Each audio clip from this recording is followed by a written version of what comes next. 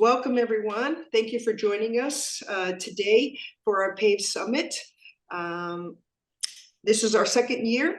I am Arlene Lemus, the CEO for PAVE Prevention, Proactive Anti-Violence Education. We aim to de-silo what's happening around violence prevention and violence in the workplace with our summit. And we've had some fantastic conversations leading up to today. We're going to continue that.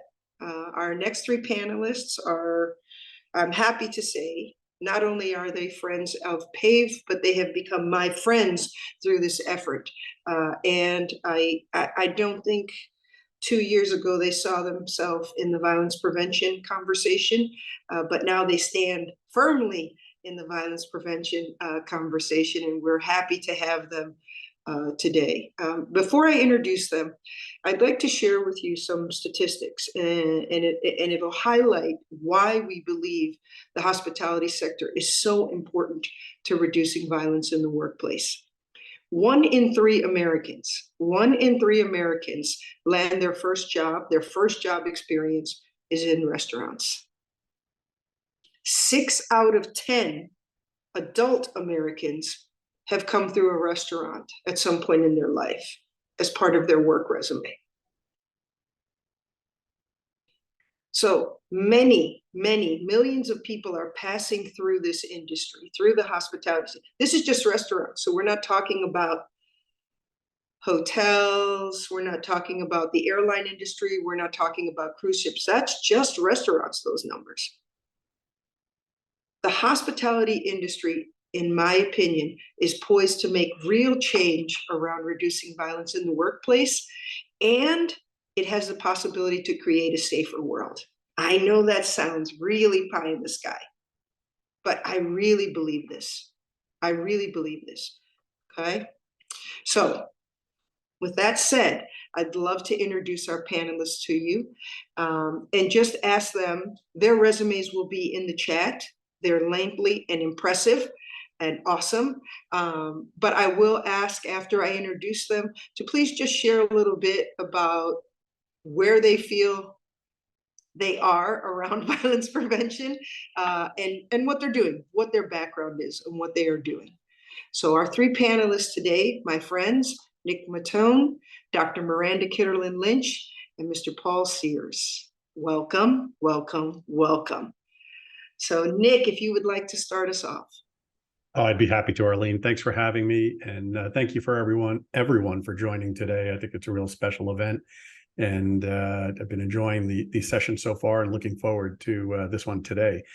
By way of introduction, I'm a 40-year professional of the hospitality industry. I've been an owner, operator, consultant, you name it, jack of all trades, if you will, in everything food, beverage, hospitality, restaurants, and many other food service operations. I met Arlene through a common friend, Dr. Pete Margella, and been enamored with the organization ever since. And as Arlene said, I feel like I'm both a friend of the organization, a friend of hers, and hopefully a friend of everyone on this Zoom today. I firmly believe in my career that I've tried to mentor and lead my employees, the managers that work for me, into operating the business the right way, both not only with just structure and discipline on a day-to-day operational level, but with empathy and understanding of the employees that work for us. So I really believe that Arlene is correct, that the hospitality industry, food service industry, the restaurant industry can make a difference in anti-violence. And I hope to be part of that change. So we could talk more if you have any questions later on in the session. I'll turn it over to everyone else. Great. Thank you, Nick. Thank you. Paul? Thanks, Arlene. Thanks again for having me. I've been, just a little bit about myself, I've been a hospital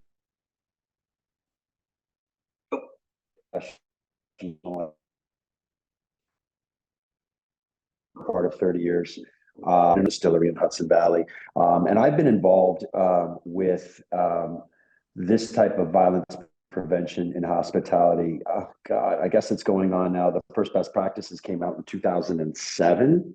So what is that, 15, 16 years I've been doing this?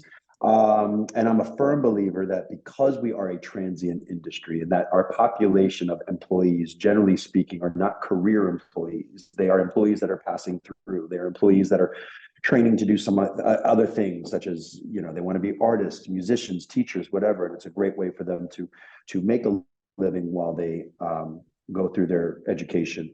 We do get a lot, and there always has been this stigmata of, well, it's part of the job, and it never should be. It absolutely should never be part of the job. So it's one of the things that I've kind of taken up as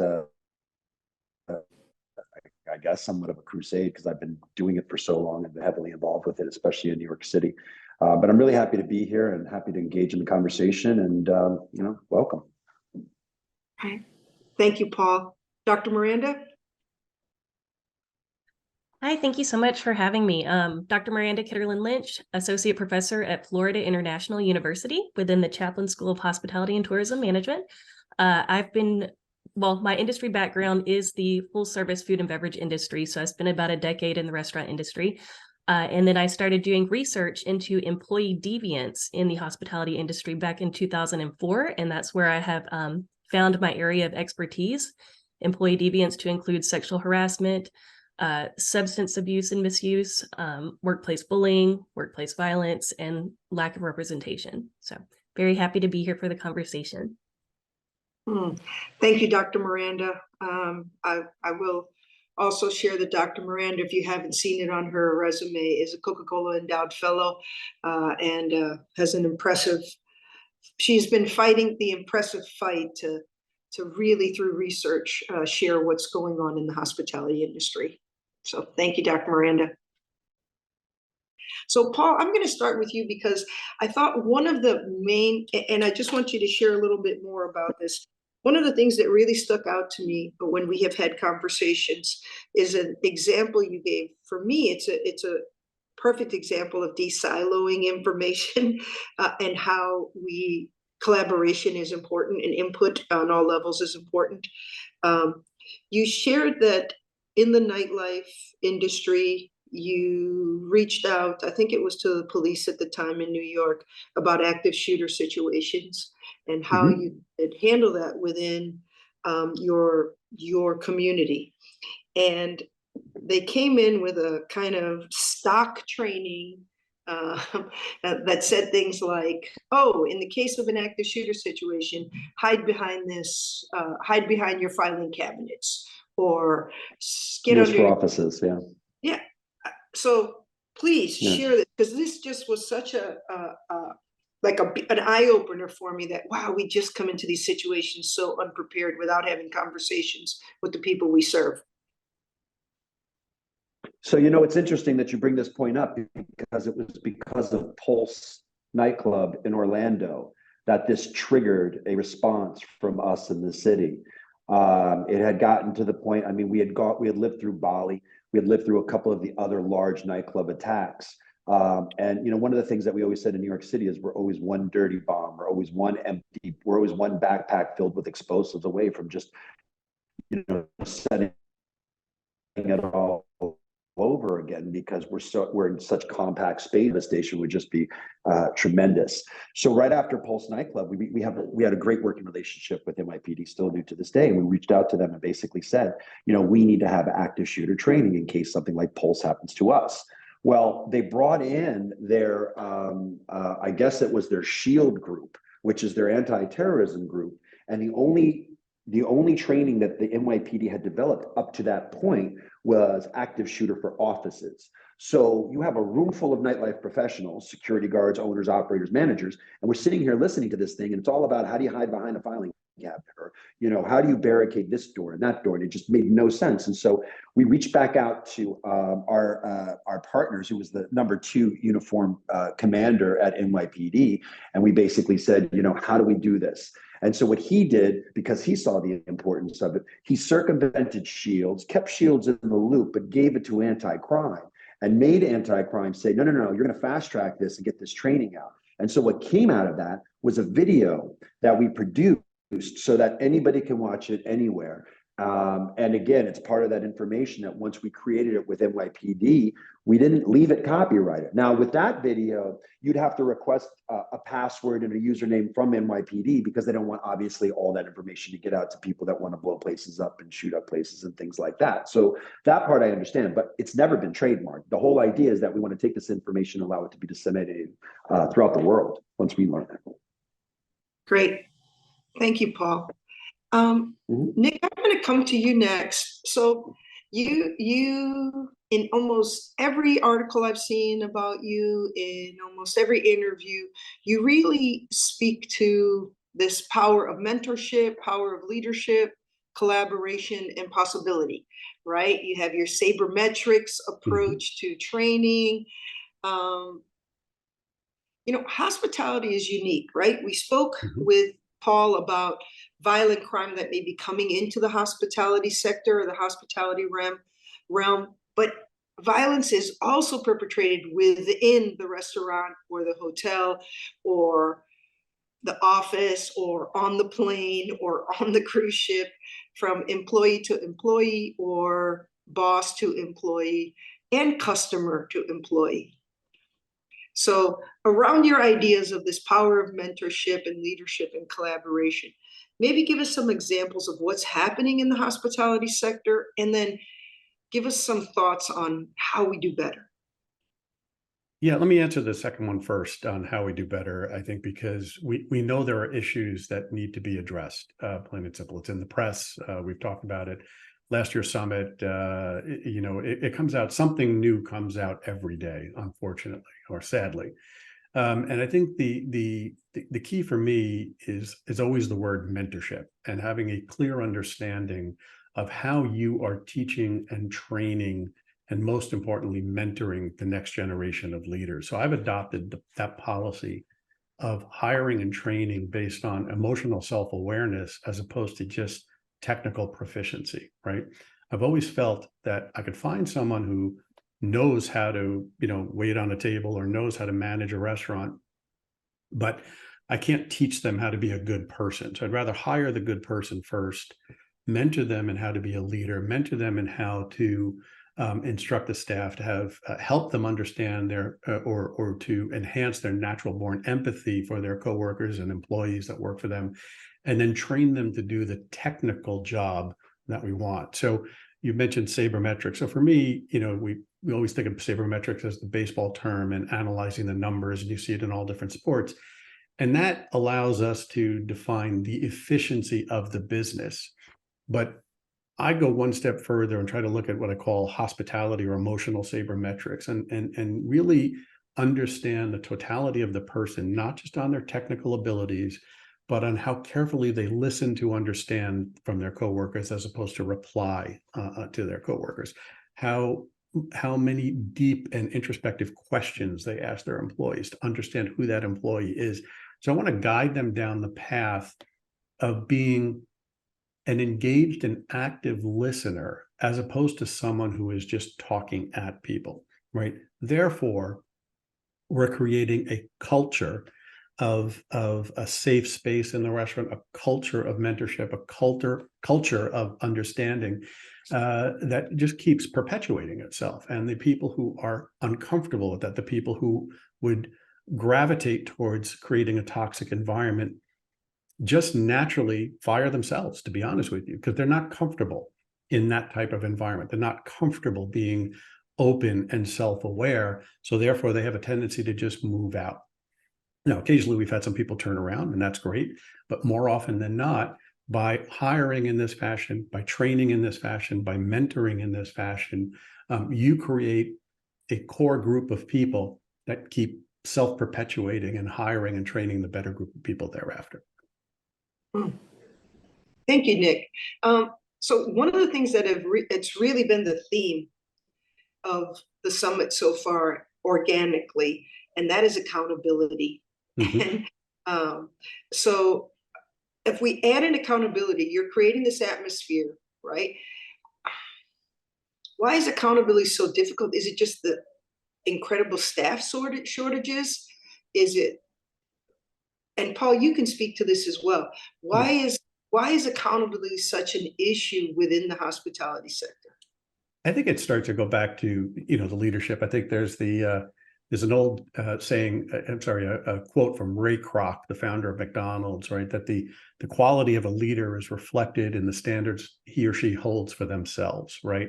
And so a lot of times you have these entrepreneurs who are coming up who really have never owned and operated a business before, and they're doing it on a shoestring budget. They're doing it centered around, whether it's a restaurant or a nightlife situation, there's a lot of alcohol involved, late nights, they're tired, they're overworked, and they haven't found a way to step back and give themselves a momentary break to say and reflect on the day. And, they're having a long night, pound down a whiskey after work, and the next day they start all over again. And so you create this culture of stress, is what it comes down to, as opposed to a culture of let's take a step back, let's analyze what we did, and let's look forward on how we can do better, right? Entrepreneurship is fraught with a lot of difficulty, so it just sort of naturally gravitates towards these stressful moments and these stressful environments. What's happening now in the industry is that there's a change going, right? Something that probably should have happened 15 or 20 years ago was forced to happen with the recent pandemic, where businesses shut down, everything had to change. There's a lot of pushback from staff, and now you find yourself with a staffing shortage. So the business model in and of itself is changing. And as it changes and adapts, I think you'll find that, as I mentioned, employees firing themselves who aren't comfortable in this, more engaging, enlightened culture. The same thing is happening with the owner operators and the business people who, enjoy this toxic environment, right? Customers don't want to be part of that. The staff doesn't want to be part of that. So the staff shortage is sometimes brought on by the owner operator themselves, just by virtue of having a culture that is just not comfortable, an environment where someone is not learning or growing. What you're seeing now in the businesses that are stepping up and changing their culture is that the people who are having less difficulty finding employees, less difficulty retaining employees, because they're willing to be athletic and adapt to the current climate as things progress. I just want to add two quick things to that. First, owning a restaurant is not like owning any other business. And I think a lot of people feel that it is. You have a couple of dinner parties. I used to say that the kids that used to own nightclubs that would close in 6 months was because they threw a couple of parties in college or something to that effect, right? And that was it. And they think that they know how to operate that business, and the liabilities are just tremendous. So it's as Nick said, it's an incredibly stressful job without a toxic environment. Add on to it a toxic environment, I mean, it's horrific. The only other thing that I wanted to add was that retention is easier than finding new employees, because there are no more new employees anymore. I'd say 85% of my staff right now are high school sophomores, juniors, and seniors, because that's the generation that I could find that's really willing to work. And my job now is to keep them, because if they go, then I got to start all over again. So it's always the difficult task it's always harder to find the employees than it is to retain them. Yeah, thank you, Paul. I'm going to add one more thing that I think that in pursuit of what Paul just said, is a lot of what we have is major, let's call it private equity companies buying out restaurants, investments, private investors who are looking only for an equity return and pushing an environment of got to get more profit, got to get more profit, got to get more profit. Profit is necessary, because without bottom line profitability, the business doesn't survive. But what's happening is people who don't understand the business are trying to push for a profit that doesn't exist naturally in the business model. And therefore, the managers are feeling the pressure from the top, and therefore the pressure they push down on their employees. So I think that's there's a number of different factors coming at this. So we have to push back in different areas as well. Not sure the answer on that one just yet, because that's a big private equity issue, if you will. A lot of funds coming in from different sources, not understanding the business or the entrepreneurship that needs to happen within the business. So it has an effect, a downward spiral effect on the employees themselves. Thank you, Nick. We're going to come back to that, because that is prompted a couple more questions and things I want to share with you, but I want to go to Dr. Miranda real quick. So Dr. Miranda, you've written hundreds and you've published hundreds of articles around your research around how this industry, how this sector is impacted by things like illicit drug use, which also comes from people bringing trauma into the workplace, their own trauma. You've written articles on shielding the messenger, on how that front of the house group takes the brunt of the shots to the gut. And you've also brought into the argument or into the discussion, I'll say, diversity, equity, and inclusion and belonging into the sector, and why it's so important for more reasons than one. We believe it's really important around reducing violence when we have a more diverse community working, and when we have a sense of belonging, a true sense of belonging. So please share any of your thoughts on that around reducing violence. That was a really broad question. There's just so much, Dr. Miranda, that you've been able to contribute to this conversation. So we'll take whatever you'd like to share with us. Okay, well, starting with workplace violence in general, and specific to the food and beverage industry, studies pre-pandemic reported that well over 50% of workers in the food and beverage industry experience mistreatment in their daily work life. Post-pandemic, this has absolutely increased because we've seen this sort of quarantine psychosis emerge, where you can go to any social media platform and within seconds you will find frontline employees being mistreated, whether it be in the quick service restaurant industry or the airline industry. Mistreatment by guests has increased just insanely post-pandemic. That mixed with the fact that we have the majority of our frontline workers working below the poverty line, many without access to health insurance, much less mental health care, right? So you've got this perfect storm of people bringing in different ways to kind of numb or escape their reality because they're living in these and working in these conditions. Then you top it off with the increase of guest mistreatment, and you've got just people ready to combust at any moment, right? And what that may look like could be anything from microaggression to full-on physical violence. So we have an amazing industry, but we are definitely struggling right now. Yes. And so what Nick has said, what Paul has said, what you have just said, Dr. Miranda, it is costing your industry right now about $2,000, and this is on average, to hire and train a new staff member. Mm-hmm. And we're also hearing, not only from this sector, but it's come forward in the healthcare sector and other sectors as well, that this new kind of pain point is this manager, this middle manager position as well, that they're feeling incredible stress, just like I think Nick just shared, right? And that person costs you $150,000 to train and retain and to replace, right? So in conversations, and Nick has been privy to some of these conversations where we have met with hospitality groups, they share with us that their training budget is $3 to $11 or $3 to $8 per employee. How do we break this cycle? It is costing the sector so much. I mean, we're not even talking about lawsuits or anything like that. How do we break this cycle? You know, Paul, you're that guy who's quoted as nightlife is an incubator, creative visionaries, right? Nick, you talk about your vision of how the hospitality sector should look, and you speak about, I think you've shared with me kind of like a customer code of conduct or something like this. I mean, Miranda, you have shed so much light on these things.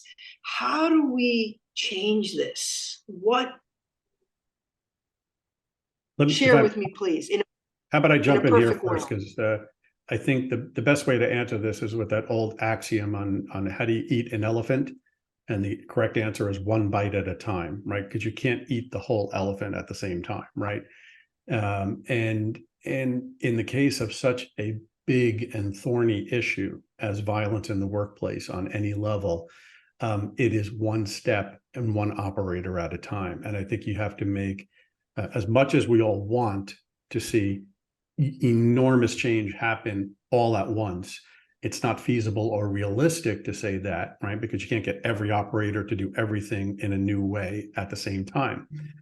But what we're doing right here in this moment on this summit is a start. What Paul has done for his whole career is a start. What Dr. Miranda has been doing in her career and providing information and teaching is a start. And I think what I've been doing as a mentor and a leader over the years has been a start. And I look to my former partners, Danny Meyer at Union Square Hospitality Group. I look to other operators out there that are similar to Paul, myself, and what that they're trying to make a difference. I think it's the constant training, the constant education, and I think the constant putting out there of information that can articulate to these new operators coming up that it is better to retain a great employee than to turn over or to just bring someone in to get through the day. I'd rather go short than have the toxic employee in there. Paul, go ahead, please. And let me just add to that, Nick, and I agree with everything that you just said, but think about it from this perspective. We want to train that employee. We want to make sure that we retain that employee. If we don't give them the proper tools and treat them as the assets that they are, they're not going to be around much longer. And they are assets. And a lot of operators don't look at their employees.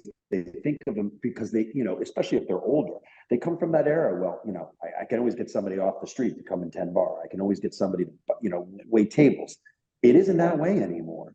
And the more that you think of your staff as less of a commodity, or just not as a true asset to your business, you're going to fail. And to be honest with you, that's on you. As an owner, that's totally on you. Absolutely. I think an interesting example that is under the radar in a positive way is what I would call the craft cocktail culture, right? You all heard about that. But if you look at these craft cocktail bars, they're not really struggling to find employees, right? Why is that? Because they're willing to take someone who with moderate experience and drive and passion and spend an inordinate amount of time teaching them how to do these amazing craft cocktails that these bars are doing. And so you create this environment where these employees, they don't want to leave, or if they do leave, they're going to leave for like an extremely great position or to open up their own bar. Whereas the average dive bar, the average corner pub is struggling to find an employee because the environment is just not pleasant.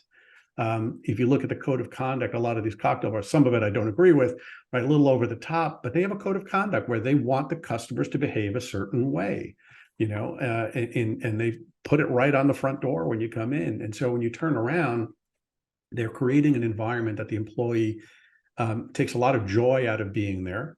It's hard work, but they're learning a craft that will help them down the road. And they know that the owner, partner, manager, whoever has their back when a customer steps out of line. And I think it's an interesting example, albeit very small compared to the large number of full service restaurants that are out there, but it is something that is sparking an interest in me right now to keep track of. Thank you, Nick. Dr. Miranda, did you want to say anything there? Yeah, I think that what Nick and Paul are describing is creating a culture of team resilience. And I think that there's incredible value in that. The only thing that I'd like to add is that mid-level manager does play a crucial role because they are the ones that are actually having direct contact with their frontline employees, which is arguably where we see the most abuse, right? In the most guest interaction. So if they are educated, then they know better and can do better and can pass on that education. So I mentioned previously that the majority of our frontline employees live below the poverty level and don't have access to things like mental health care. But there are so many free resources now out there that are available. And if these mid-level managers know about it, then they can pass on that information. And that just adds to building that team resilience culture. So for example, Ben's friends, there's a group called CHOW, which stands for Culinary Hospitality Outreach and Wellness. And these are all free, available right there at your fingertips on your smartphone. So Yeah. And I'd like to just add, build upon what Miranda just mentioned, because in the free resources mindset, a lot of the operators and these middle managers will gladly spend hours looking up the nuance of every cult Cabernet and other wines that are out there. And I think it's up to us as leaders to push them a little bit into going on those websites that are talking about leadership and mentorship and how to train a great employee. I mean, there's resources out there, like Substack comes to mind, where there's enormous amount of writers out there who are just talking about how to be a better leader, how to be a better manager, and so on. And I think we as operators, I know that I did that. I'm sure Paul has done that as well. But the majority of the owner operators and general leaders out there need to get these middle managers looking at leadership and understanding leadership and management as much as they care about looking at the hot new wine or the hot new cocktail that's out there. And one thing I'd like to add real quick that's been very positive with the work that we're doing in New York City is one of the things that Outsmart did, which took our sexual assault, sexual violence training model and really kind of expanded it and got it out to the streets, is it's a train the trainer kind of program, right? So it's, you train the trainer and then the trainer goes out and trains wherever they work. And that's another valuable asset, because the more that, if I train a server who then says, oh, I had this great training, it's all about sexual violence in the workplace, they leave, they go to another bar, they might be able to bring that service, that kind of training to that bar if they have that kind of relationship. So it's always good to have those trainers out in the field that know what needs to be done to create these safer work environments. Thank you, Paul. The conversation has reminded me of when we were in the summit last year, and all three of you participated in the summit. It really was the idea of, this has to be top down and bottom up. The approach to reducing violence in this sector has to be like that. And really what we're hearing this year across several sectors, and I'm hearing it also from you now, is it's top down, bottom up, and a lot of focus in the middle. We really need to engage the middle. And so that is coming across loud and clear in almost every conversation we're having throughout the summit. So one of the things also in the research that has come up, and I want to ask you about, we talk about this idea of training, and we talk about being better prepared within this sector. And we hear things like, through research, I've read in research that 60% of restaurants don't have an employee handbook. 32% don't provide sexual harassment or training, or only 32% are providing that. Excuse me, only 32% within the sector of restaurants are providing that. How do we create this awareness? Is it truly a budgetary thing? Do they not see the benefit of it? What is happening? If I can jump in before we go on to the answer to that, I would want to highlight that even those that do have handbooks, policies, trainings, etc., if your employees are not made aware of and reminded of and given the easy access to this information, then all the policies in the world, all the handbooks in the world are absolutely pointless, right? So I'll pass it to the gentleman. Yeah. You want to go, Nick, or do you want me to go? Because it's there's a two-part. I think there's a two-part answer, Arlene. First, it's absolutely budgetary, 100%. The mandates that come from the state. I'll deal with New York State because I know how that law works. Anytime I have an employee come in, it's a 3-hour minimum. So right then and there, even if I'm doing a training for an hour and a half, they're getting paid for 3 hours. Plus I'm playing the trainer. So there has to be, absolutely, there are costs involved that are associated with it. Now, the second answer to your question, or the second question that you asked is, isn't it more cost effective for them to get the training. In the long run, absolutely, because all you need is one really bad lawsuit, and then all that money that you would have quote unquote saved on the training goes out the window. And unfortunately, and again, this goes back to that mindset that Nick painted. There really are only a couple kind of operators in our industry. There are those that understand that this is a very unique business. It's incredibly challenging, and that your profits are not what it should be based on other businesses. You know, it's a little bit different. And then there are those that don't and just go through it and only look at the bottom dollar, because this, a lot of times, more times than not, this is an industry that last week's bills get paid with this week's receipts. And that's the cycle. And that's why the pandemic was so detrimental and harmful to this industry. And so many businesses just couldn't afford to keep open before the help came, because all of that cash flow just stopped and they had nothing left. And that's the problem. That's the other problem, is that, you know, the margins are so thin in this business that when you make a mistake, it's incredibly costly. So the answer to your question is yes, in the long run, they should do it. But unfortunately, most operators are not that farsighted. I'm gonna add, Paul pointed out two. I'm gonna add a third, if you don't mind: pure laziness. And it's not the emotional laziness of the person who, like, oh, I just don't want to get out of bed this morning. It is the, what I call, forced laziness of someone who has every excuse not to do what actually will make their day better, right? I worked really late last night. Oh, you know, Josie didn't come in today and I got to handle that, right? And if I can backtrack with a story to articulate this point, many years ago when I was the managing partner of Gramercy Tavern in New York City, people would come up to me at an event, and you know, they'd be talking, we'd be talking shop and what was going on, and everyone would go, oh, Gramercy, you guys got it easy. It runs like a machine. You got it easy. You don't have to worry about all the stuff we have to do. And I turn around, and I won't say exactly what I said because there's a couple of cuss words in there, but I'm like, how the hell do you think we got there? Is because I spend every waking moment, and I train my managers to spend every waking moment of their day training the employees. And what happened over time is, by virtue of us not being lazy and being active trainers and actively working to make the employee's day a little bit better, a little bit more efficient. And you talked about manuals, I'll reference manuals here, where we train to the manual so that everyone has to operate under the standards that we set to allow their personality to flow and to shine. Well, I can honestly say we had a much lower turnover rate than almost any other restaurant in the industry. Why? Because the employees were happy to be there.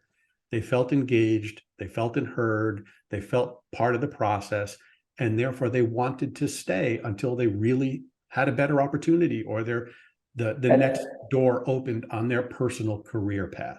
And it's because of that way that you operated that they made more money. And that's the other reason that they stayed. They're making more money because they're in a happier environment and they can engage the employees, the guests, that much better and add greater value to their checks. Absolutely. Dr. Miranda, did you want to chime in on that? I just want to make sure I don't. No, I agree with everything that they've said. Absolutely. So Paul, I would like you to share just a little bit about, you are a founding trustee for the New York City Hospitality Alliance, and that organization has done some incredible work. I think it's going to take this out of the box thinking to really impact violence throughout your sector, much like you did. It wasn't a small scale by any point, but a smaller scale in the city of New York City's nightlife. How did you take this approach to pull in even taxi cab drivers in trying to convince the city that we need to make change in creating a safer culture during, I think you called it the cabaret sector within nightlife? You're muted, my friend. Sorry about that. Unfortunately, New York City nightlife has kind of this secular pattern, right? It goes up and down and all around and has its peaks and valleys. 2005 was one of the valleys. We had 3 murders in nightlife. all almost one right after the other. And they were just not related at all, but they was just tragedy after tragedy. And it really affected the industry. Christine Quinn, who at the time was the speaker of the New York City City Council, convened a meeting with all of the stakeholders, including what at the time was the precursor to the New York City Hospitality Alliance, was the New York City Nightlife Association. And at that meeting, we actually had it at John Jay College of Criminal Justice because one of the victims was a graduate student of John Jay. What came out of that meeting was this idea that we are no longer going to work against each other, but we're going to start working together. And I think it's that kind of collaboration that you need that really sets the tone. Now, because a lot of the founding trustees from the New York City Hospitality Alliance were in the Nightlife Association and ran that organization, we just took that methodology of, you know, we have to pull in stakeholders across the board and really make it work. I'm on the board of directors for an organization called Responsible Hospitality Institute. It's a 35-year organization that goes into municipalities, and basically their job is to bring in stakeholders. You wouldn't think that a city agency or city government would need somebody to bring in all the stakeholders, but that's what this group does. And they work out how, you know, if there is an importance to a nighttime economy, I used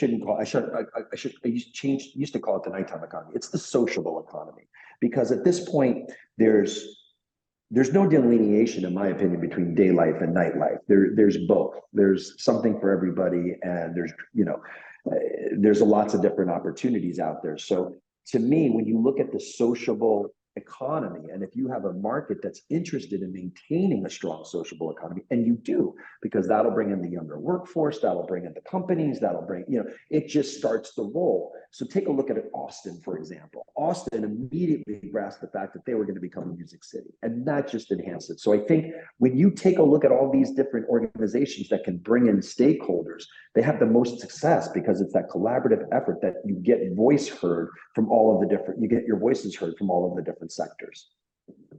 Thank you, Paul. Thanks for sharing that. And this is, it is the main thing of the summit, right? Is that we're having these discussions with different people and finding out what's working and what's not working, and then sharing that information across the sectors. So it has to happen within your own business, right? You have to engage all the stakeholders, and then we expand out to maybe people in your region, people in your area. It's really going to take this type of collaboration to use Nick's phrase, to take a bite out of the elephant, right? We start with our own organization first, then we move to maybe our region. But I really feel that hospitality is really poised. I don't know how we engage local governments or the federal government and encourage them to support this type of training within the hospitality sector, so that this training is more available to everyone. I don't know how we take that step, but I think that's a step that these larger sectors, healthcare sector, hospitality sector, they need to be engaged, given a tax credit if they do this training, or given some type of grant if they do this training. Because if we're impacting 1 in 3 Americans, and we're imparting the skill set to set a boundary, to use your voice, to have a situational awareness tool, to be a good bystander and an upstander, and they leave your industry, that skill set stays with them. They can still use that skill set for the rest of their life.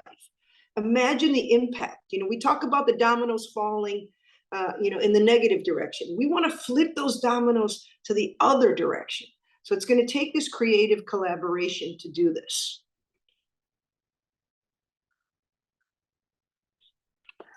Nick, you want to chime in there? I see that the smoke coming out of your ears, like. No problem.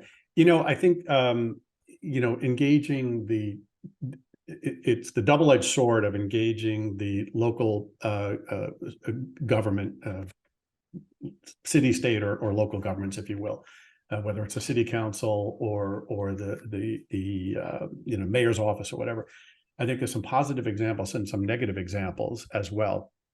And the positive example, and Paul might be able to speak to this more than I, because I'm out of New York, but like the New York Business Services Office that was started under the Bloomberg administration, they provide a sort of a hub of resources specifically for entrepreneurship. It's less for the big companies and whatnot, but it's more about the startup retail and restaurant industry.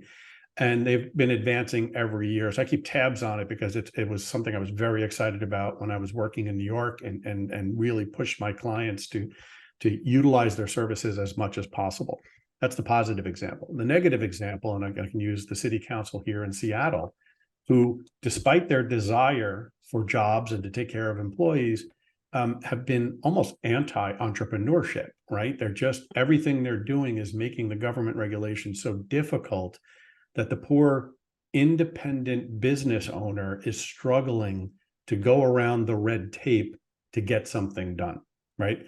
So we need an understanding from the local governments to make it clear, like, the more resources you can provide, and I'm not talking about they have to do training for me, but in the case of New York Business Services, they're engaging people to provide content that an operator can go to this hub, and it almost gives you a how to operate a business in New York City.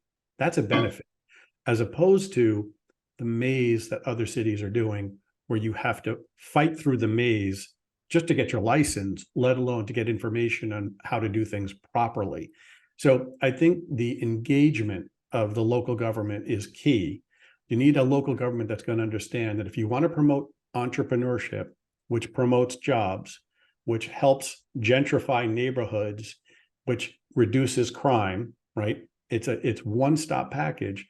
You really got to get involved in working with these startup entrepreneurs and giving them, or helping to provide them the resources that'll make their startup or their day-to-day operations easier, as opposed to more difficult. Thank you. And I just want to share, I forgot to mention this in the beginning of our session.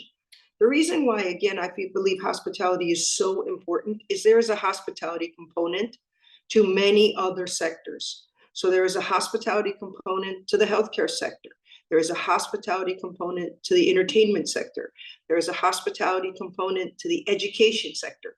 I mean, hospitality, whether on an individual level, we are putting ourselves in the hospitality sector as a guest or a client at a restaurant or a hotel, or as an employer. I mean, the hospitality sector is huge and has so much impact.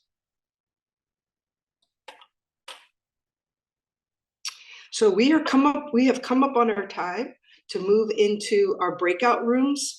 Please, I know that several of you who have participated in the summit, you feel like there might not be a spot for you in these breakout rooms. Please stick around, be involved in these breakout rooms, have a conversation with these incredible people. Okay, so Nikki, if you would like to move us into the breakout rooms, that would be fantastic. I was just thinking about what you said, and so hospitality, yes, there's a component of hospitality in everything, but more than that, every single person in this summit, in this world, well, in the first world, I guess, has an opportunity to make this change. Because I'll tell my students, there are 3 opportunities for change. At the individual level, you can change your own actions as an employee in the industry.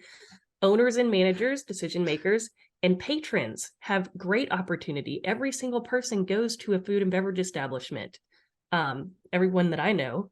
And if they could just have some grace and not be a jerk, don't pile on to these people that are already dealing with such huge physical and emotional labor, especially during a labor shortage. It's like you have the opportunity every time you go get a cup of coffee to advocate for change with your actions. So, all right, I'll get off my soapbox.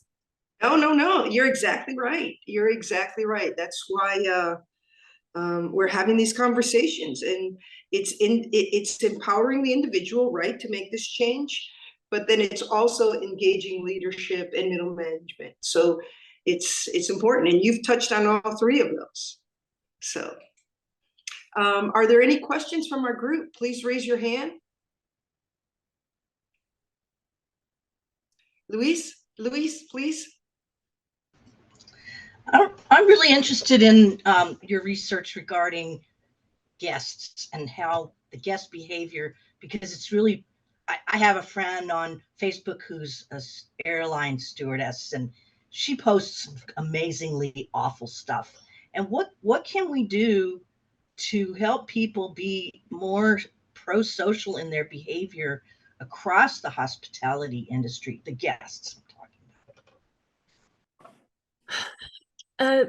There's a lot of ways that you could answer that. And I have to be careful because I believe in customer citizenship, in which, just like Nikki put in the chat, just don't be a jerk, right?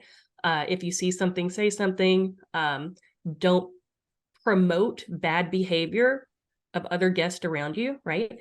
But then we live in a very litigious society where you have to kind of be careful what you do encourage your guests to do, right? So I just want to answer that in a way that doesn't become dangerous for anyone, right? But I would say lead by example, right? With good customer citizenship. And then to the extent that you feel safe doing so, put down bad behavior around you from other guests, if that makes sense. I'm going to chime in here, Dr. Miranda, because on one of the sessions, we had an incredible conversation around being a good upstander and being a good bystander and what that means and how little it can mean, like what little effort it takes. It's just making eye contact. It's just, hey, everything okay here? It's just those little things, that we can do daily to create, use those upstander and bystander tools.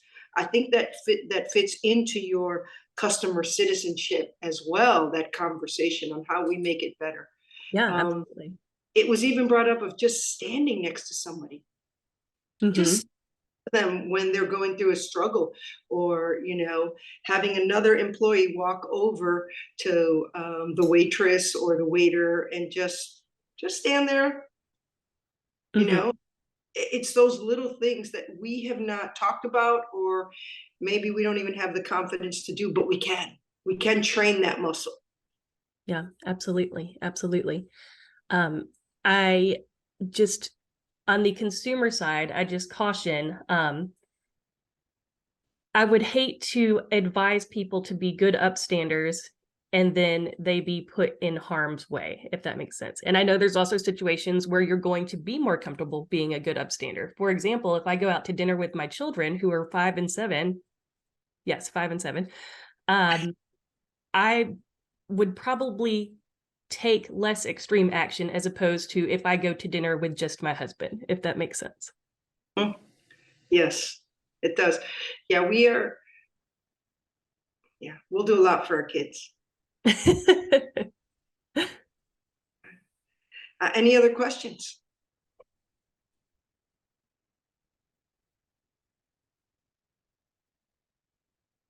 Nikki? I can add on to what Dr. Miranda was saying. In my experience in hospitality, that was my career before I landed here with you all. I worked at a pizza restaurant. There was a customer that was unsatisfied with her food. She came in and requested new food and a refund. I'm sorry, I can do one or the other. Which would you prefer? She starts to elevate, and then I'm like, okay, at this point, I'm just going to issue you a refund and you have a good day. And she just, it blows her lid, starts screaming and throwing menus. And there was a couple behind her that had been in line, and all they did was stand there and say, wow, is it really that serious? And then when she realized that another customer, not a service person, was watching her behave this way, she just left. But I feel like if she had been there alone, it would have continued and continued, because service people aren't necessarily always seen on the same level as consumers. And so just having that bystander there essentially like gave her a level of accountability. Absolutely. I do a lot of travel for my work. And so I'm on a lot of airplanes and in a lot of airports. And incredible how people seem to just lose their common decency once they set foot into an airport. And I'm laughing only because it's just that ridiculous to me, the behaviors that I've witnessed. And so I have seen people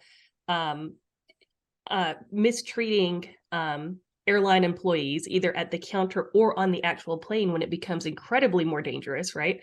And I have seen them be shamed or intervention happen by other travelers, right? Not just employees.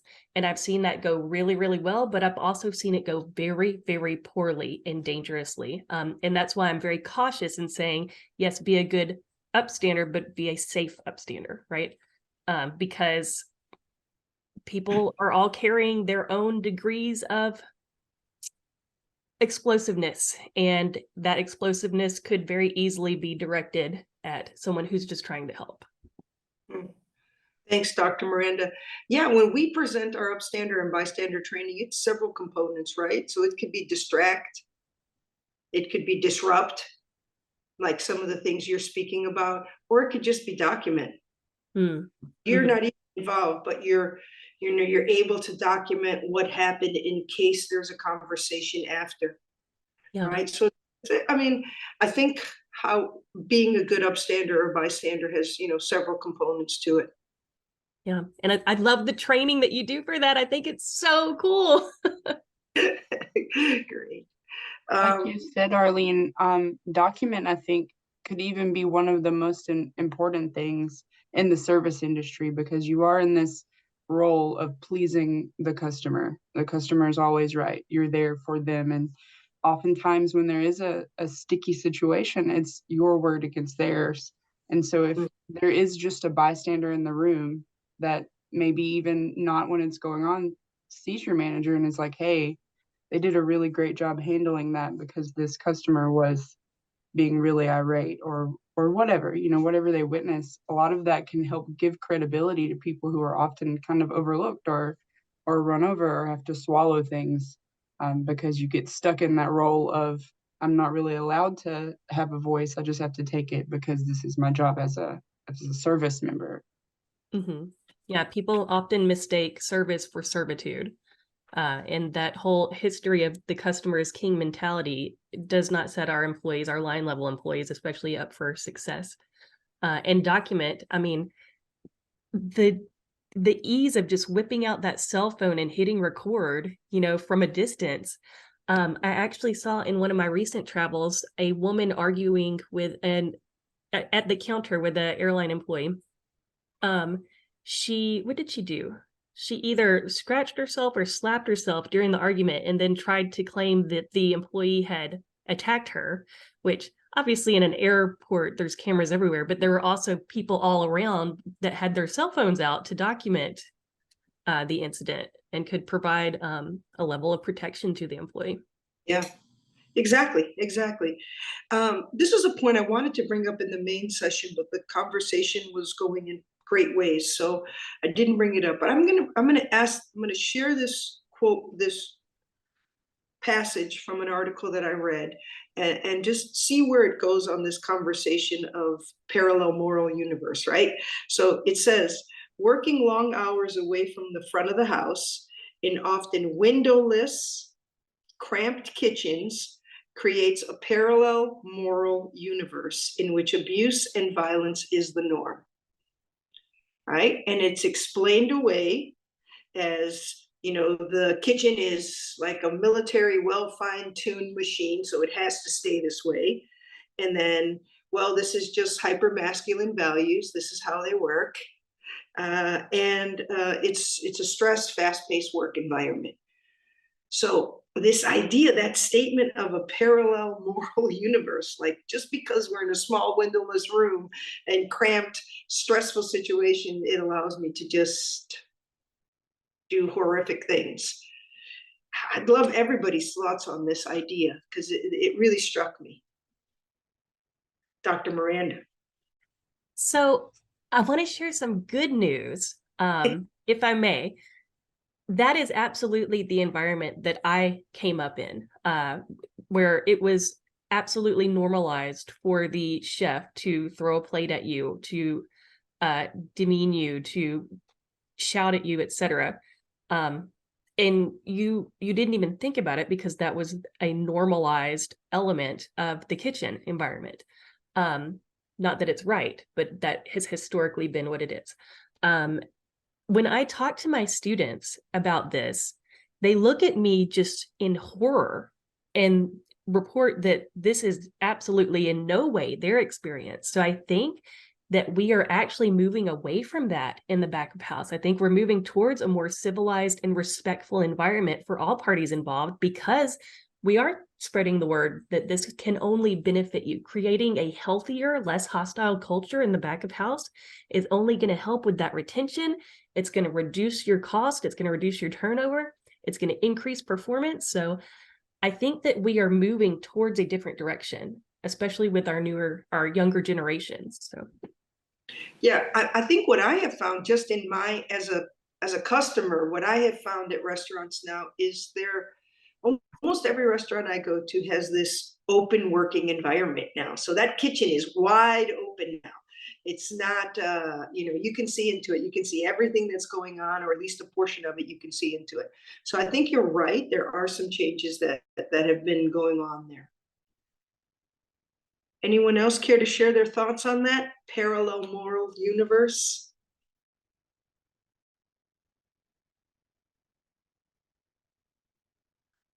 Yes, Danny? And also, I think one of this is something that happens a lot in Latin America, is that we think that when you cook or you prepare food with love, you feel it. So you are in a place where people are not happy, are stressed, are in a rush, you feel in the food or in the service that they're providing. So I think it's also a way to think that it's not only that it's good for the employees, it's also good for the service that they're providing. And being in a place that is hostile, or you don't feel support by your staff or your leadership command, it's like it's like not helping for the whole environment, to also for the customer at the end, and also for the people that are working in the system. Absolutely. Yeah. One of the quotes from Paul, who's in the other room, who's in the main panel, Danny, he gave this very eloquent presentation on that. He feels he is like in the business of like creating loving experiences. And you can't do that if you're in a toxic setting. He said, he's in experience and celebration of someone who just got married, or someone just announced their baby's coming, or someone who's just chosen his restaurant to say, hip, hip, I'm finally divorced, or, all these things. He said, and you cannot create that type of culture if that place is toxic.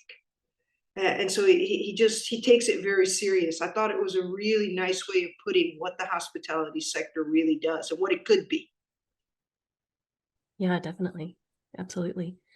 I can share an example of how these dominoes play out from my work experience. This is being recorded. So I'll say that I witnessed a server in a fine dining establishment. She went into the kitchen to get her food because it was running late or longer than expected. She had already received berating from the guests because they were waiting on their food, and they were paying so much money for the food that they expected more service than they were receiving. So she goes into the kitchen to ask about the food, receives more berating, right? And then, having been beaten down from both ends, goes out to serve another table with a very poor attitude, very hostile, because she's just been treated so hostilely, right? And so she continues to deliver poor service throughout the night because of that hostile, toxic environment. Whereas had she been able to just go into the kitchen and be treated humanly, that would not have impacted the business, right? So it's not even just the kitchen, right? It trickles down into every part of the operation, which will trickle over to the guest, which trickles into lower profits. Yeah. And I think when you talk money, you get everybody's attention. Yes. One of the things that have really stood out, Dr. Miranda, from our assessments, that employee experience survey, is this category called dehumanization. In some of the articles I've read about these prominent chefs that have come forward, it's this creating this culture where they don't even understand that they're dehumanizing their staff, asking them to wear t-shirts that say, I heart the sausage, I mean, things like this. It, this category of the answers we're getting in this dehumanization category have been huge for us. I wanted to share that and see what your thoughts are on that. Well, in the service industry, we have a history of dehumanization because, again, we often mistake service for servitude, right? Which is the ultimate in dehumanization. Sorry, that's my dog. So it's not a concept that is foreign to our industry, especially food and beverage. So I can see where people would not realize that that is what they're doing because, again, it's a normalized aspect of our work environment historically. I think that people also just don't know what they don't know, and having these conversations and bringing attention to it, Yeah, the more light we can shine on it and the more conversation we have, exactly. And there may be someone, I mean, we're gonna give some grace here, but there may be that boss that thinks that shirt was funny. And then as soon as he hears from an employee that, hey, this is really not good for me, it really makes me feel this way, that they go, wow, I never saw it like that. Please, you don't ever have to wear that again. So these conversations are so important. Exactly. Because again, people don't know what they don't know. And until they know better, they can't do better. Right. And we have Julie Harmon, who gave me the quote that we need to normalize mistakes and have conversations around intent, right? So yeah, these are the conversations we should be having. Nikki. Sorry, I guess the dogs all got the memo at the same time that it was time to make noise. No, I was just gonna again add to Dr. Miranda's statement and yours, Arlene, with the shirts. Also, we don't know, the customer base. If there's a server, a waitress who's historically had issues with inappropriate behavior, remarks, etc., from a patron, and now has a suggestive shirt on that opens them up for more violence from that customer, which, like we said earlier, then the performance goes down. All of their tables get less service than they would have before. And like you said, Arlene, unless people are given that perspective, they may not know.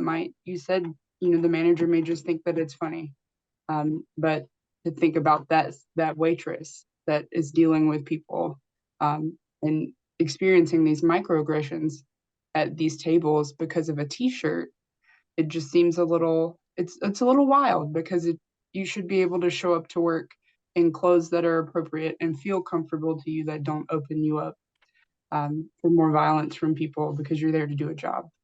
Yeah, especially in a tipped position where you're probably not going to say anything to anyone because you rely on those tips to survive. Yeah. So, Dr. Miranda, I'm gonna just share with the group here and maybe just get a little more of your thoughts on this.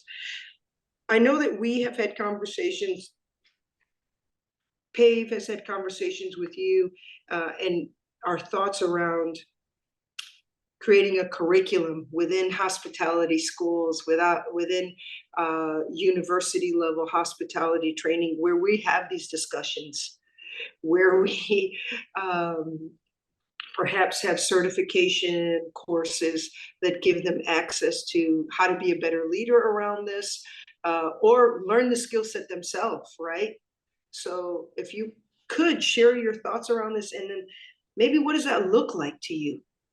What does a perfect course look like? What do you think your students need to get? Sure. I think that looks very different depending on the program.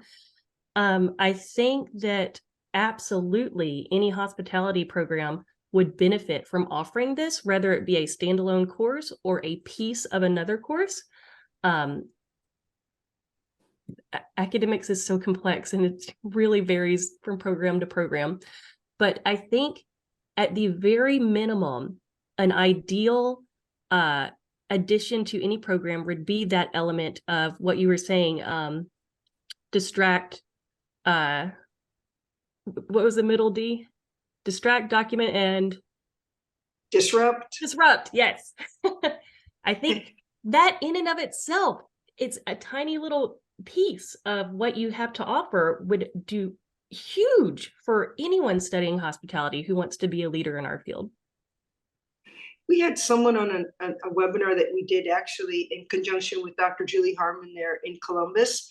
And one of the examples that they used, she was a bartender and she ran a bar, and there was some conflict going on. She sensed that it was escalating, and she just asked for the bar lights to be turned out. And it kind of caught everybody's attention, and everybody kind of was like, and kind of did the situation just by turning up the lights. Exactly. But in the moment, especially in a high-paced, high-stressed environment where you're doing so much multitasking, if you have not already received that training, you may not think to do that in the moment, right? Whereas if you're consistently trained in ways that you can de-escalate situations before they even happen, I think that is so valuable. I think that's valuable not just for hospitality students, but for anyone working in the industry. Yeah. And I think that it should be mandatory because it's such a small action that prevented what could have been such a catastrophic event, right? I know in the state of Florida, there's mandatory training on human trafficking, for example. So in order to work in the lodging industry, you have to have this training on human trafficking, how to spot it, what to do. It could be something as simple as a one workshop on de-escalation of workplace violence in non-invasive things that you can do to de-escalate a situation before it occurs. Yeah. I mean, I think, again, just even through this conversation here, it's highlighted again that we don't know all the tools available to us. It can be as little as just turning up the lights. It can be something that simple. It can be standing next to somebody. It can be, hey, what's going on? Everything okay here? I did, and it sticks in my mind. I don't know if Dr. Harmon will remember this, but I once did a de-escalation drill example with Dr. Harmon. And I played someone who was sitting in a restaurant trying to enjoy my breakfast, and someone was harassing me. She was the bystander. And she came in to the situation as I was being harassed and being berated, and said, "Hey, I know you. You're a karate champ." It was so simple. It just changed the whole, we can do just such little things that can diffuse a situation. So even in this conversation, we're reminded of those little things. Absolutely. And you've given me a tool that I'm going to try this afternoon. When my children get home from school and start fighting with each other, I'm going to turn off the lights. There you go. And then maybe just walk away. So we only have a few more minutes in this session, correct, Nikki? Yes, we have 1 minute now, so approximately. All right, 1 more minute. Anything else for Dr. Miranda while we have her? I was just thinking about this article that came out last week from an Italian newspaper of this gala dinner from some town hall in the north of Italy, where they figured out that women were dressing up as moving tables where people would put their glasses on. So they were wearing this kind of, wooden things around their body and moving in the room, and people would leave them on them, their dirty glasses or dirty plates. And this kind of, there was a pattern in a lot of gala dinners came out is like, are we considering like dehumanization in this sector for employers? They were employers and employees in the same room, you know, and accepting like how behaviors towards this working class that has a lot of like intersecting identities, you know, younger women with less financial like opportunities, maybe not enough education like access as others. I mean, it's like always looking at all the things that actually hamper someone from, you know, getting valued in their environment just because it's like normal for it to happen in a certain sector. And it's like the first times that these news are going into the public and are open for discussions. So yes, to normalization, like of certain things happening in this sector, but also finally conscience is kind of waking up to say, what are we doing to people, to like, what examples are we setting? What rules are we establishing? What are we up to, you know, what we want to accept and what we put a hard stop to say, we don't want to see this anymore. So I think it's a super like ongoing and actual, like, you know, it's happening under our eyes in terms of like potential change in society and cultural change around what is acceptable and what actually must change right now. And so, I mean, it's a pretty conservative and patriarchal country, of course, Italy. So these things were kind of really normal. But the things that are going up in the major news as like scandals, it gives me hope. So just to close this up. Thank you. Yeah, I mean, I think this is something we need to have more conversations on, Federica, and I know PAVE encourages it, is this dehumanization. I think that's such a powerful category in our employee experience survey. Thank you. Yeah.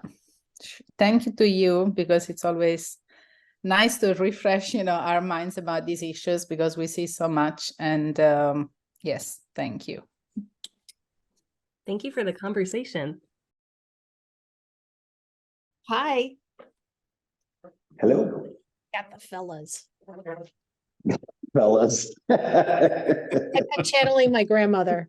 He's a All nice right, we like fella from the old neighborhood. That's right.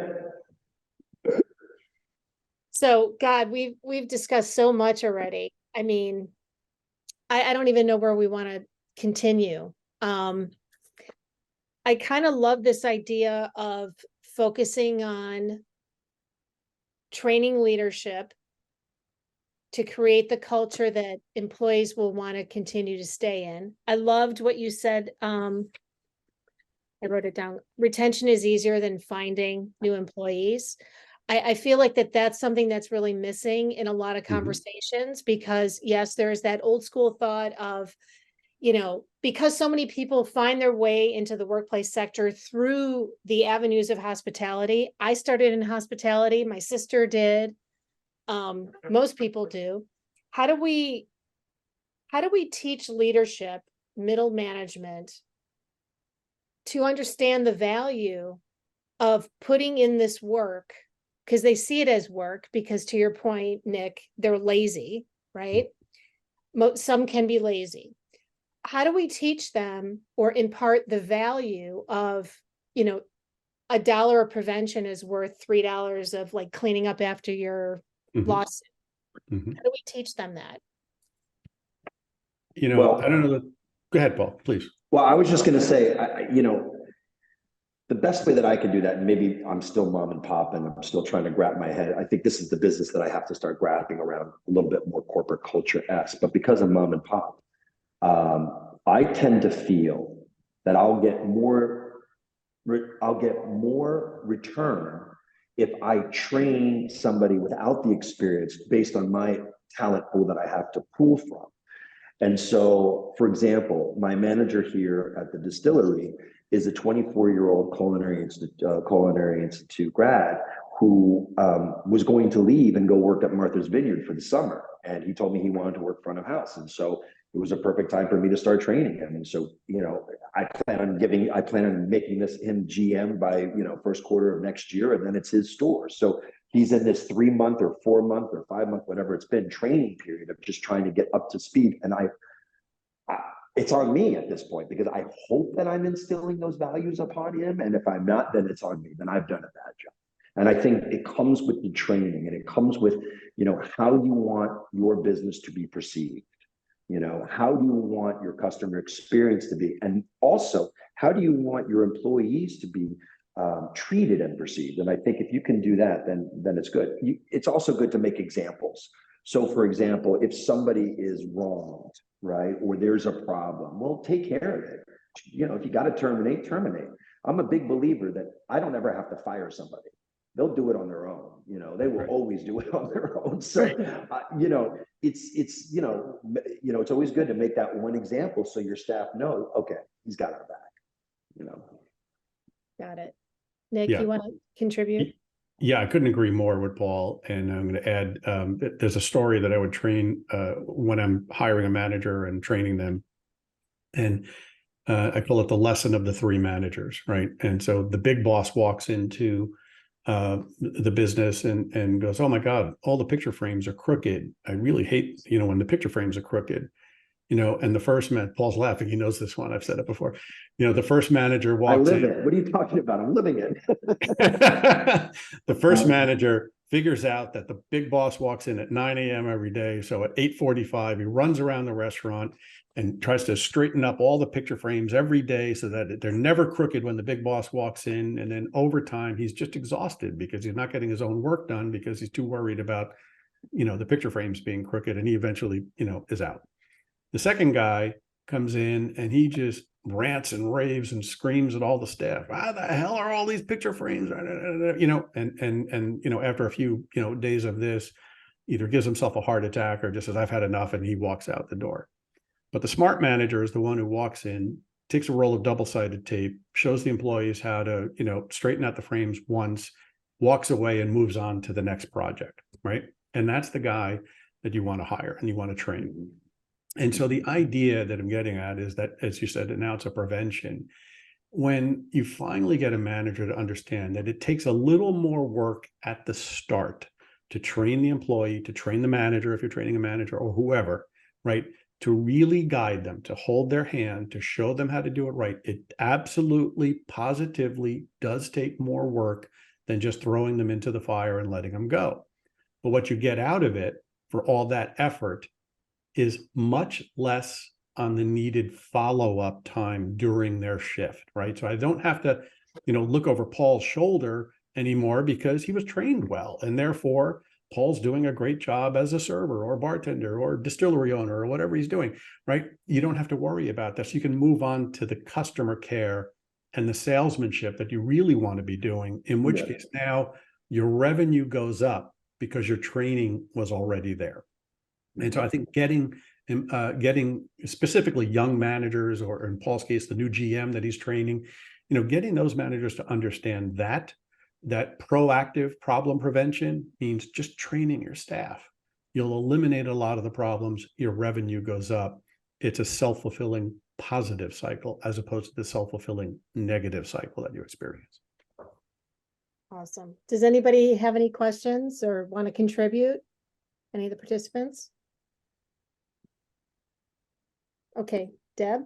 Yeah, hi. Thank you all so much for it's lovely to hear from you and to hear all of your experience. I guess what keeps coming up to me, I mean, I came up through food and beverage as well, and had some really great experiences with trainings, and then some horrible ones, depending on the restaurant. But currently, I'm actually, as far as hospitality, I'm in the airline industry.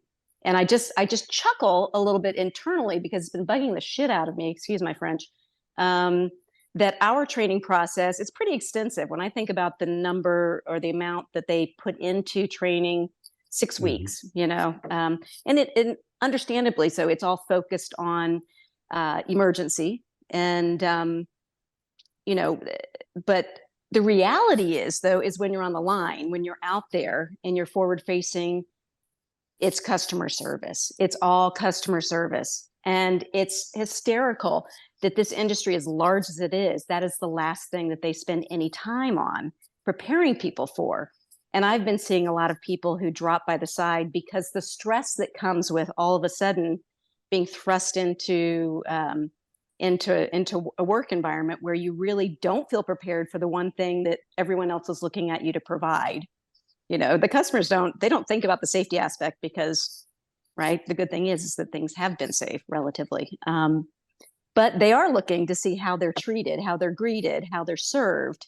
And there is lack of time, energy, or focus on any of the customer service aspect. So I just think it increases the attrition because people are feeling unsuccessful in their job because they're absorbing the dissatisfaction from the customers. So it's not necessarily a question as much as it is just an observation from what you're sharing, which is best practice. And then I think about, I'm in one of the largest airlines in the industry, and something so key as that is, I think, is missing and is such a huge loss opportunity for increasing their revenue and their relationship with the customers they want to attract.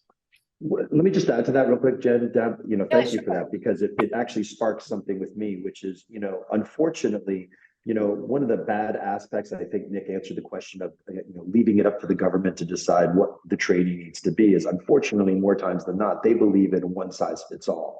I'll give you a prime example. And again, it's from my experience.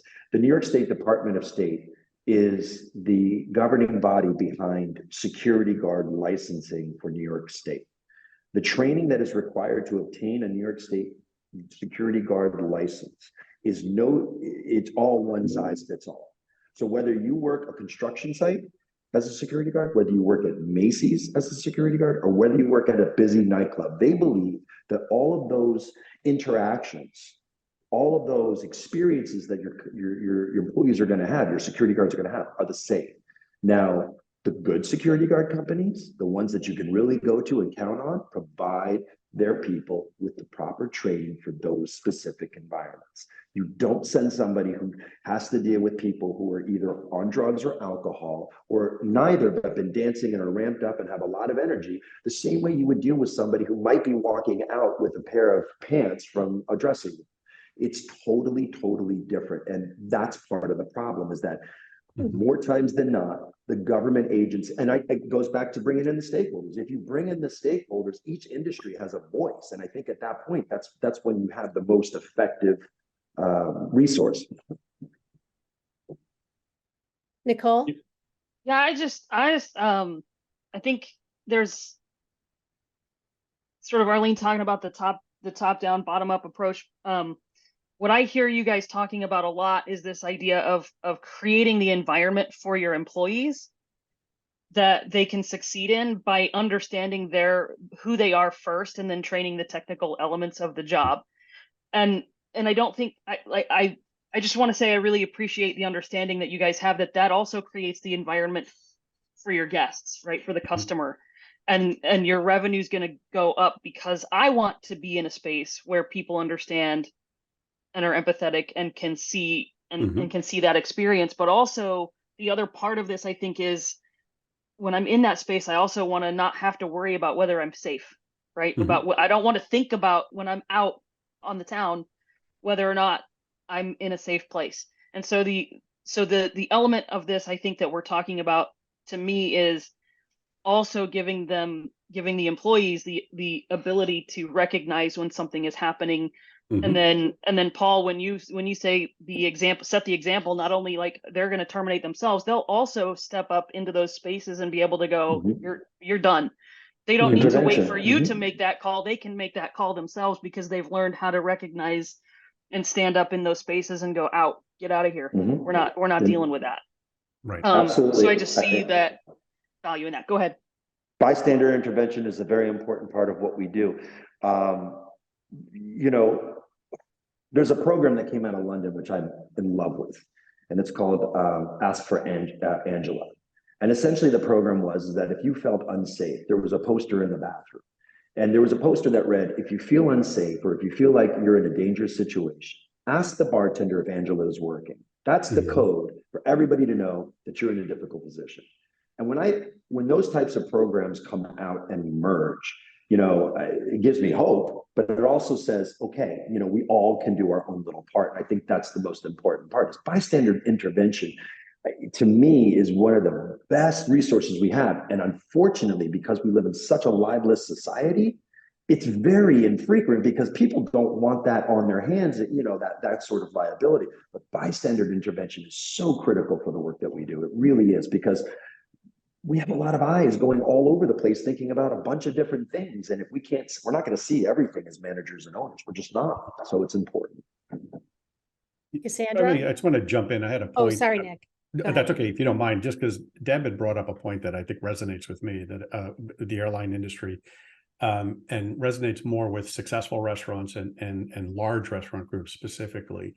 When I look at the airlines, it's almost like victory has defeated them, right? They're so successful right now. The flights are packed.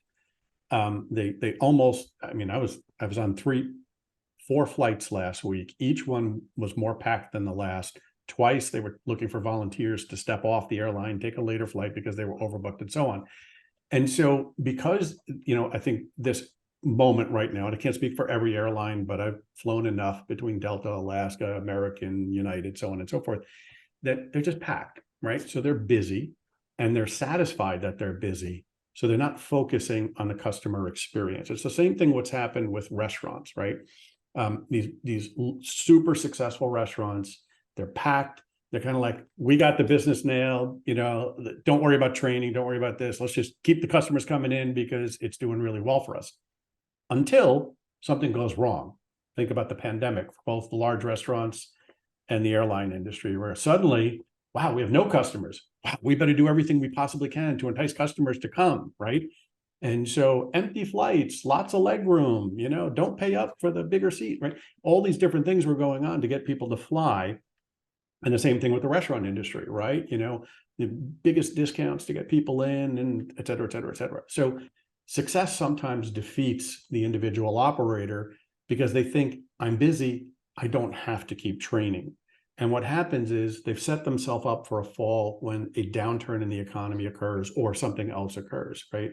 So I stick to the same mindset.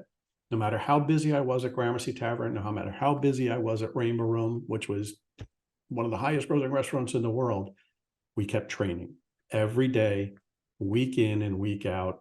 And because that's the only way to keep the customer satisfaction high, the price point high in the case of those two businesses, and customers keep coming back for more despite the economy or what's going on around it. So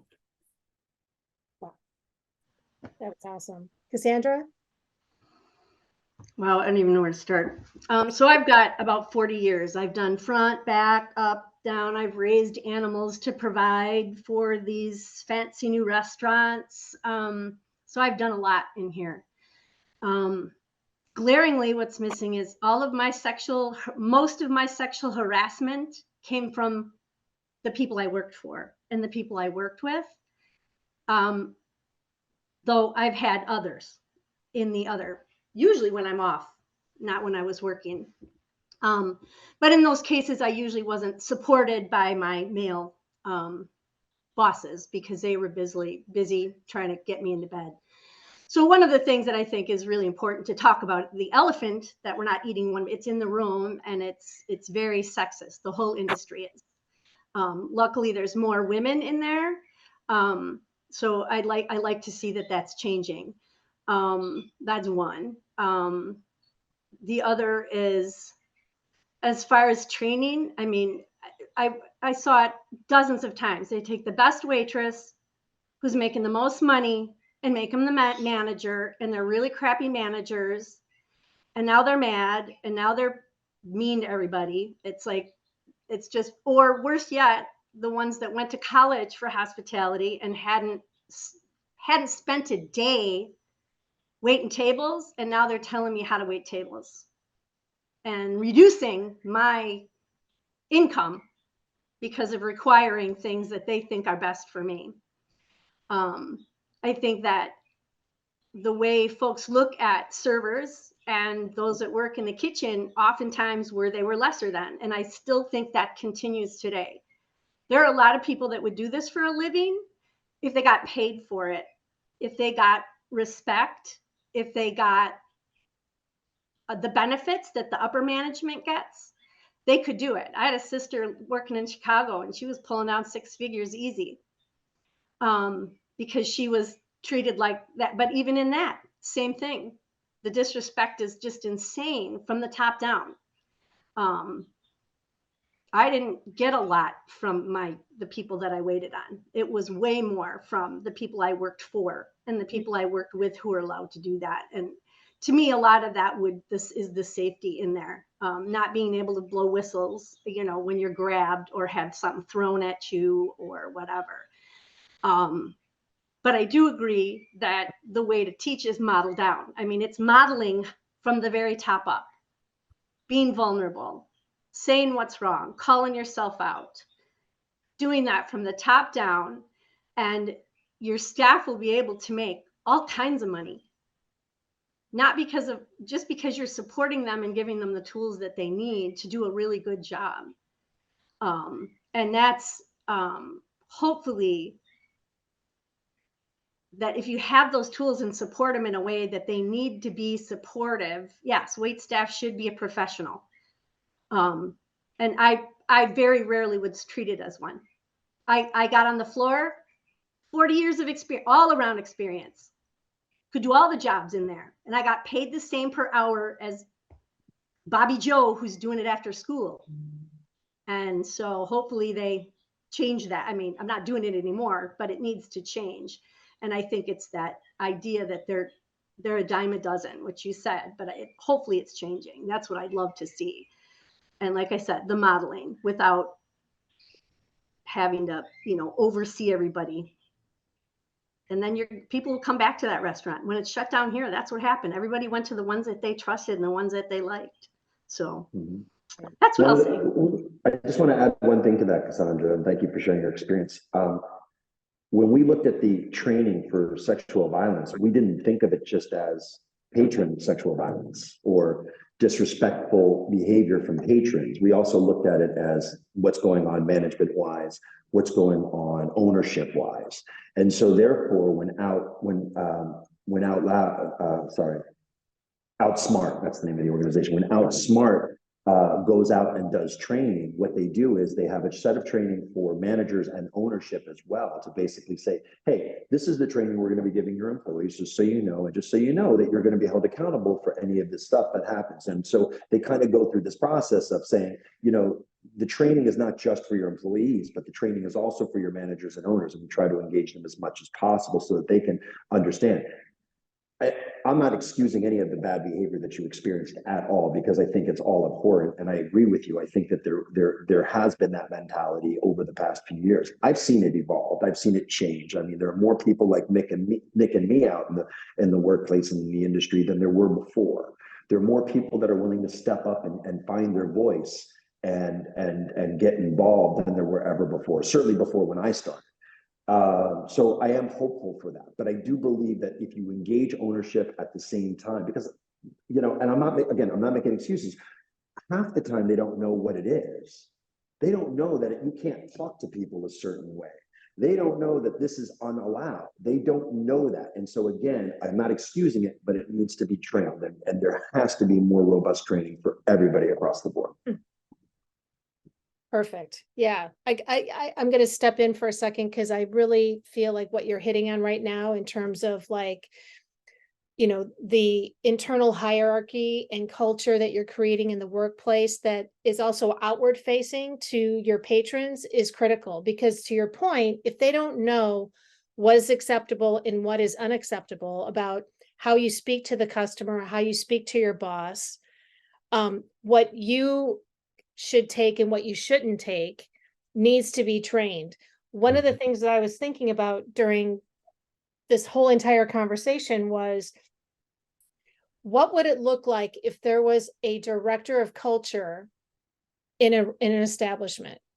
And that director of culture doesn't necessarily have to be somebody within HR. It doesn't have to be the manager. It can just be almost like a culture ambassador.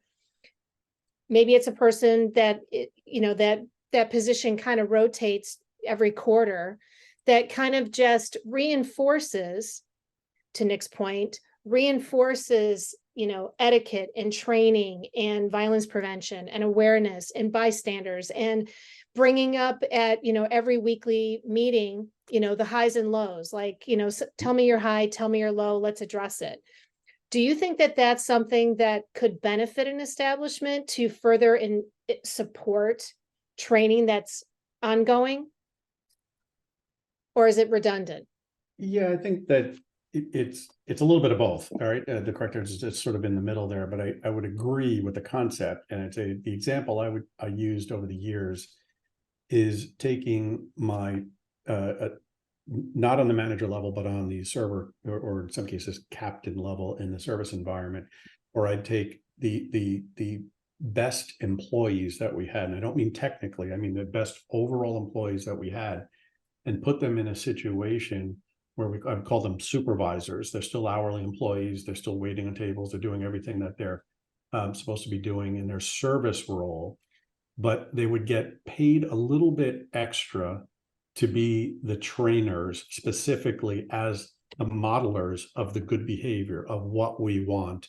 And they were actually part of the team that we would evaluate every new hire and say, this is our person or they're not our person. Either, and any new employee coming on had to go through this gauntlet of the training process, the evaluation process, and you were not committed a job until, we got almost 3 months into this whole thing, right? And so there's different ways to make that happen. So I think it's a middle ground on what you're looking for there, Jen. Yeah. Jen, let me just also add real quick. I think it's not redundant, but I think your managers of your departments are those people, or they should be those people at the very least. I'll give you an example. My back of house is run by my chef. That's his realm. I do not get involved. If he wants my help, I'm there, but I stay away from it because he's responsible for certain things: food costs, labor costs, the whole bit. Our former executive chef snapped on the line, and that's something I will not tolerate. He snapped at an employee on the line, and I'm that whole idea behind angry chefs and just, I've been burned before as a server. I had chefs that used to put plates in salamanders just to make you mad and come out with, scorching hot plates. I've been abused as well. So you pull this, then you basically have to say, okay, now I have to correct that problem because I can't have him having that kind of behavior, especially when my workforce is so young. So it's like that scene in Casino. There's the pitmen are watching the players, the pit bosses are watching the pitmen. It just keeps going on and on. We have to watch those departments, and those departments are the ones that are very important. Yeah, I think where I was getting at with that sort of like captain or director of culture was the idea that it was one of you or maybe both of you was like having that trained person train other people within the business, right? To kind of keep reinforcing and repeating that information so that they become that smart manager where they're putting the double stick tape under the picture frames, which by the way, I've done a million times. So that your business thrives, because I feel like a restaurant is the perfect incubator model for all types of businesses and also for families, right? Because restaurant is a family culture. I became a manager at a 4-star restaurant when I was 19 years old.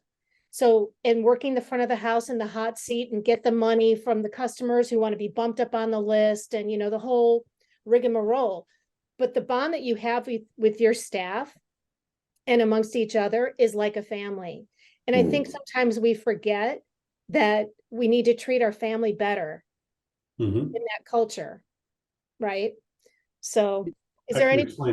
Yeah, I know we have to go, but I'll explain it this way from how I train employees. When I think of culture and core values, mission and vision as the top of everything, but every process within the restaurant is evaluated in the restaurants I work with are evaluated through the lens of the culture and core values. Every training process goes back to the culture and core values. So it's just front and center at all times as part of our training, as part of our day-to-day operations, as part of our non-negotiables, right?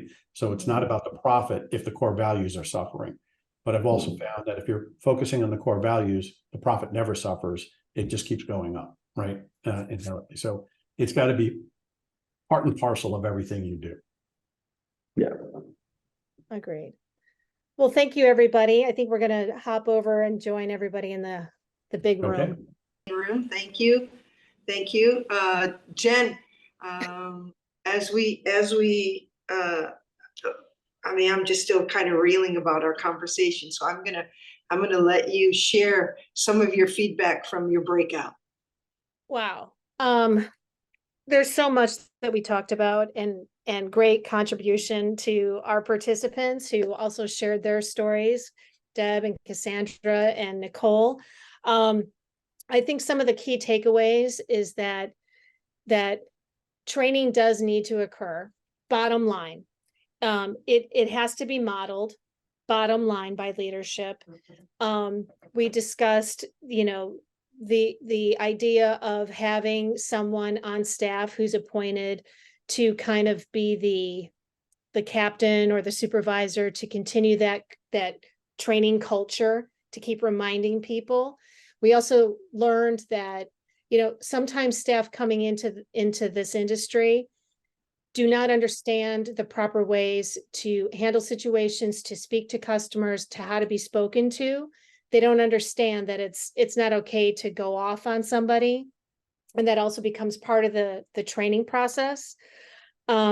Sticking to the core values and mission of the industry is paramount to what I'm thinking is staff retention, inclusion, being a stakeholder in their culture at the restaurant environment, to reduce turnover, to promote happiness and well-being, to increase sales, and ultimately the happy experience for the patrons. And I probably missed so much, but we interwove so many different things. I was writing furiously, but Great. Thank you, Jen. Yeah. We had a really nice conversation around customer citizenship and then supporting customer citizenship by increasing your upstander skills and your bystander skills. And as we learned in our other webinar, I shared, Jen, that upstander and bystander intervention can be as simple as turning the lights up. Yes. Yes. I want to point back that we did have a whole chunk of conversation about bystander intervention and situational awareness, and the Angela method that's used in London, where you can go to the bartender and say, is Angela in? If you feel like you're in distress somewhere else in the bar, or if you feel unsafe, it's a covert way to get attention. So sorry about that. Great. No, thank you. Thank you. Miranda opened with just an incredible sharing of how she challenges her students, right? And she feels that there are 3 levels that we can bring change into the sector, and that's through being a better individual. So training and learning and expanding who you are as an individual. As an owner or a manager, you're a decision maker, you're a change maker, so you can then impact change at that level. And then as a patron, you can offer grace, you can be supportive. And so all these categories, you can be a facilitator of change in this sector. And then we had a really good conversation around dehumanizing behavior. We were reminded that our employee experience survey, this category has been really enlightening for us within that survey. And yes, it can be dehumanizing if your boss is asking you to wear a shirt that says, I heart sausage, right? It is dehumanizing, but it can be as simple as a conversation of like, hey, this shirt really stresses me out. And then the person going, wow, it just seemed funny to me. We focus on sausage at this restaurant, so it's having these meaningful conversations and going from there. So it just opened up a lot. We talked a lot about this dehumanizing behavior and how to be a good bystander. Being a good bystander could be as simple as we've heard in other sessions, just standing next to somebody. So, yeah, wow, we are finishing up another great session. We just have a few minutes left. And at the end, we always like to give our panelists the opportunity to share any closing thoughts with us. Paul, would you like to close us out? Would you like to share anything as we close up? Yeah, I just want to say that, for those people who have gone through the horrors of this industry, there's always going to be bad players and bad actors and bad operators. There's nothing we can do about it. But I think the more that you can get out there and talk to people and go to conferences and bring the stakeholders together, get other operators involved, get the city agencies involved that they may feel are adversary as opposed to, a working partner. Start pulling in all of those resources and people, and then start the conversation. I think it's just like you just said, Arlene. If something makes you uncomfortable, the first thing that you should do is say something. And if you do, then and nobody does anything. Well, then maybe you should leave that job, because that job is not a safe place to work. So I think it's coming. I think there's going to be more and more people kind of getting on this bandwagon. I hope. Thank you, Paul. Dr. Miranda? Somebody put it in the chat earlier, and I think to everyone, it would be just don't be a jerk. Don't be a jerk to your coworkers. Don't be a jerk to the people working for you. Don't be a jerk to the person bringing you your meal. It's hard to be a human, but it's easy not to be a jerk. Yes. Yeah. Wouldn't that be nice? We'll just have a huge campaign around customer citizenship. Don't be a jerk. Right. And Nick. Yeah, well, I'll just say kudos, Miranda. That was such a simple but effective line right there. I think for me, if we look at this, I always been of the mind, as a manager, what you don't cancel, you condone, right? If you don't cancel the bad behavior, you condone it. And so I think, I'd love to see us and everyone train a culture of managers who are really, really curious about the people they work with. Because I think if we in general ask questions of our employees, of our staff, of our coworkers, and I don't mean, what'd you do for dinner last night? More of like, wow, how did that service really make you feel? I had a tough day, right? The next thing you know, you've engaged that employee into a personalized conversation, and then you can show your empathy through that. So really love to see and create a culture of very, very curious leaders and managers, because by being curious with your staff, you engage them on a very deeply personal level, positively, deeply personal level. Thank you, Nick. Thanks for that.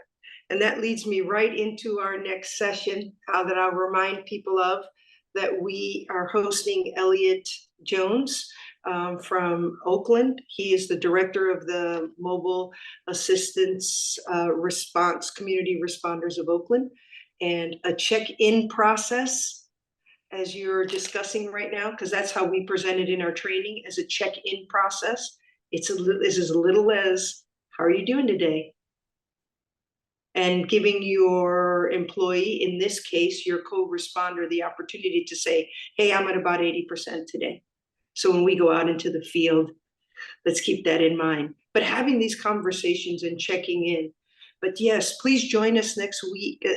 Please join us on Thursday, not next week, for our last session, where we have an incredible conversation. We are honored to be a training partner for the macro responders in Oakland, and what they are doing to increase public safety, and how they're impacting that in their community.